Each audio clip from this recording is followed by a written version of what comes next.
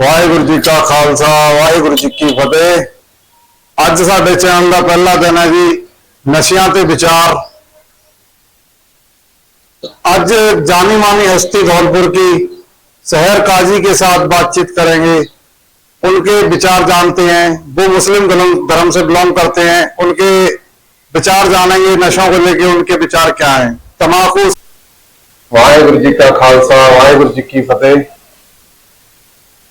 धौलपुर की जानी मानी हस्ती शहर काजी साहब, जो कि मुस्लिम धर्म से ताल्लुकात रखते हैं और धौलपुर में अच्छा खासा नाम है। शहर काजी सारे धौलपुर वासी जानते हैं। इनके पिताजी का भी काफी धौलपुर में नाम रहा था। उन्हीं के नाम को संभालते हुए शहर काजी आज अपने पद पर हैं। नमस्कार काजी साहब, बहुत बहुत स्वागत आपका आज हमारे चैनल पर। नमस्कार, आदाब जनाब। काजी साहब, आज हमने आपको अपने चैनल पर बुलाया। आज पहला दिन है हमारे प्रोग्राम का, तो इसमें हम बात करेंगे, जैसे कि हमने बताया था, नशों के ऊपर, जो आज हमारी पीढ़ी और जो आने वाली पीढ़ी के लिए जो आज सबसे ज्यादा खतरा बन चुका है नशा हमारे लिए। जो बीड़ी सिगरेट गुटखा, आजकल नौजवान हमारे सब इसमें डूबते जा रहे हैं। दिन ब दिन इसकी कमी देखने को नहीं मिल रही, आए दिन बढ़ रहा है ये। इसके ऊपर कैसे लगाम लगाई जाए? मैं ये कहना चाहूंगा कि हमारे धर्म में नशा को हराम माना गया है, और जो नशा व्यक्ति किसी भी मजहब का करता हो, चाहे वो हिंदू हो, चाहे मुस्लिम हो, चाहे सिख हो, चाहे ईसाई हो, यानी आओ किसी भी धर्म का हो, नशा तो एक बहुत घिनौना अपराध की श्रेणी में आता है। इससे परिवार के साथ साथ समाज भी नष्ट हो जाता है, और घर का जो माहौल नशेखोर का रहता है, उससे उसके आस पड़ोसी भी काफी परेशान रहते हैं। कि नशा शब्द ही, जिसको अपन विपरीत कहें कि नाश करने वाला शब्द है, इस शरीर का भी विनाश करता है और मानसिक संतुलन का भी विनाश करता है। आप कितना साल से काजी साहब आपने पद पर हो? मैं 15 साल से इस पद पर हूँ। मैं धौलपुर का जिला शाही शहर काजी हूँ, और मैं राष्ट्रीय अध्यक्ष भारतीय काजी फाउंडेशन का भारत का राष्ट्रीय अध्यक्ष हूँ। तो आपने कभी ऐसे ख्याल आया मन में कि भारत के अंदर, जो अपने देश के अंदर जो इतना गुटखा बढ़ रहा है, इसके लिए आपके मन में कभी ख्याल आया कि मुझे कुछ ऐसा करना चाहिए कि जिससे नशे बच्चे ना करें आने वाले? एक समाज के मुखिया होने की बदौलत आपके मन में कभी ऐसा आया ख्याल? मेरे मन में काफी समय पहले भी ख्याल आया था, और अभी जो ईद बकरीद की नमाज होती है हमारी ईदगाह में, जहां में अक्सर काफी भीड़ रहती है मुस्लिम समाज की, उसमें भी मैंने लास्ट ईयर मैसेज दिया था कि शराब तो हराम है ही है, गुटखा जैसे हमारे बहुत से आलिम दीन हैं, मौलवी मुफ्ती हैं, तो गुटखे का सेवन करते हैं, पान में तंबाकू का सेवन करते हैं, और कहते हैं कि मना तो है लेकिन इसमें नशा नहीं है।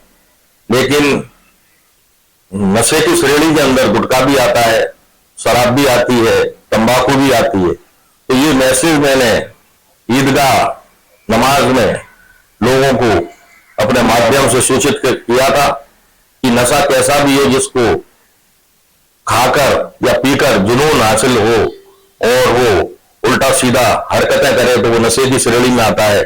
चाहे वो गुटखा हो, चाहे वो शराब हो, कुछ भी हो, नशा तो नशा है।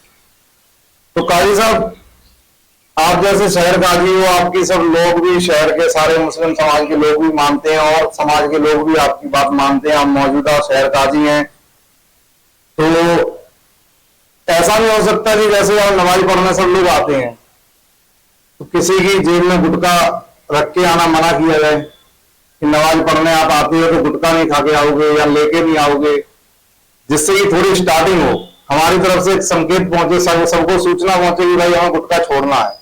जब उसके ऊपर हम कहीं ना कहीं कोई लगाम लगाएंगे तभी तो कुछ सोचेगा उसे छोड़ने के लिए।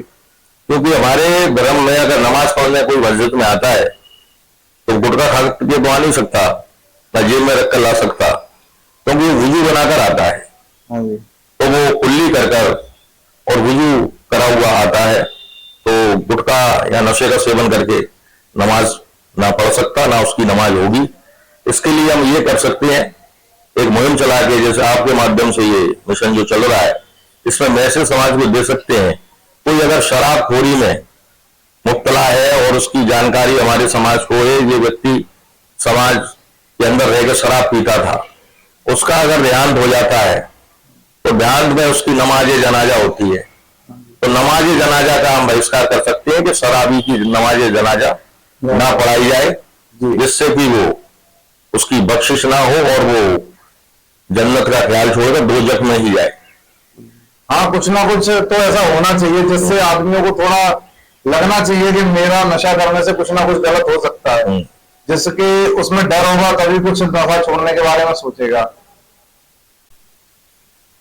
तो काजी साहब, जैसे हमारे मैंने कई लोग देखे हैं जो मौलवी हैं, हाफिज हैं, तो अच्छे अच्छे औहदे उनको मुस्लिम धर्म में मिले हुए हैं, तो वो भी तंबाकू गुटखा खाते हुए मुझे दिखाई देते हैं। कई बार बाजार में घूम रहे फिर रहे हैं, गुटखा खा रहे हैं, तो इनके ऊपर क्या धर्म की तरफ से कोई कार्रवाई नहीं बनती? ऐसे लोगों को प्रतिबंधित किया जाएगा अगर वो पाए जाते हैं गुटखा या तंबाकू का सेवन करते हुए या कोई और दीगर नशे का सेवन करते हुए उसमें मुब्तला पाए जाते हैं, तो उनके ऊपर कानूनी कार्रवाई भी की जाएगी और सामाजिक कार्रवाई भी की जाएगी। उनके चेहरों को समाज के सामने रखा जाएगा कि ये जब ये ही इस काम को अंजाम दे रहे हैं तो ये बच्चों को पढ़ाते हैं, मस्जिदों में नमाज पढ़ाते हैं, इमामत करते हैं, तो उन बच्चों पर क्या असर पड़ेगा कि हमारे हाफिज साहब या मौलाना साहब या हमारे जो पढ़ाने वाले टीचर हैं वो गुटखा खा रहे हैं, तो हम क्यों नहीं खाएं? उसका उन पर असर पड़ेगा। उसके लिए समाज में उन लोगों के चेहरों को उजागर किया जाए जिससे कि इस पर प्रतिबंध लगा सके। जैसे कि अभी कितनी हमारी मदद कर सकते हो? हम इसमें जो शिक्षा विभाग में टीचर हैं, किसी भी धर्म के हो, बच्चों को शिक्षा देने का उनका काम है। अगर वो ही गुटखा खाकर बच्चों को पढ़ाएंगे तो बच्चों पर जो गलत असर पड़ेगा और हमारे जो भी धर्म के अंदर मुफ्ती हैं, आलिम हैं, हाफिज हैं, कारी हैं, वो अगर गुटखा खाकर तालीम बच्चों को देंगे तब भी बच्चों पर काफी असर पड़ेगा। उनका काम है बच्चों को सुधारना, ना कि बिगाड़ना। इसके लिए जो मुहिम आप चला रहे हैं, हम आपके साथ हैं और उस मुहिम में जो भी हमारी सहमति और आपकी सहमति से जो राय बनेगी उसके अनुसार काम करेंगे। पहले इनको समझाया जाएगा, अगर समझाने में नहीं मानते हैं तो इनको फिर समाज के सामने इनके चेहरों को उजागर किया जाएगा कि सुधर जाओ और बच्चों को भी सुधारो। सख्त कार्रवाई की जाएगी। सख्त कार्रवाई की जाएगी, क्योंकि ज्यादातर जो आजकल पेशेंट आ रहे हैं 20% 100 में से लगभग कैंसर पीड़ित है, मुख कैंसर से पीड़ित है, जिसके अंदर लाखों रुपए का इलाज होता है और वो आखिर में अपनी जिंदगी दे देते हैं। तो काजी साहब, आपने अपना कीमती समय हमारे लिए निकाला, आपका बहुत बहुत धन्यवाद, शुक्रिया। आप बाकी आपके माध्यम से जो सारे समाज को जागरूक करने की सोच मिली है नहीं, इसी तरह मैं चाहता हूं कि हमारे जो धौलपुर के वरिष्ठ नेता हैं बाकी और हमारे सीनियर लोग हैं, सभी की सोच ऐसी होनी चाहिए नशे को लेके, तो वो दिन दूर नहीं होगा जब हमारा धौलपुर एकदम साफ सुथरा क्लीन होगा और हमारे आने वाली पीढ़ी से हम कुछ उम्मीद कर सकते हैं। तो वाहिगुरु जी का खालसा, वाहिगुरु जी की फतेह। आप सभी हमारे चैनल पर जो भी वीडियो देख रहे हैं लाइक करें, सब्सक्राइब करें, शेयर करें। सभी लोग ज्यादा से ज्यादा हमारी बातचीत सबके पास पहुंचनी चाहिए जिससे कि हमारा समाज जागरूक हो। वाहिगुरु जी का खालसा, वाहिगुरु जी की फतेह।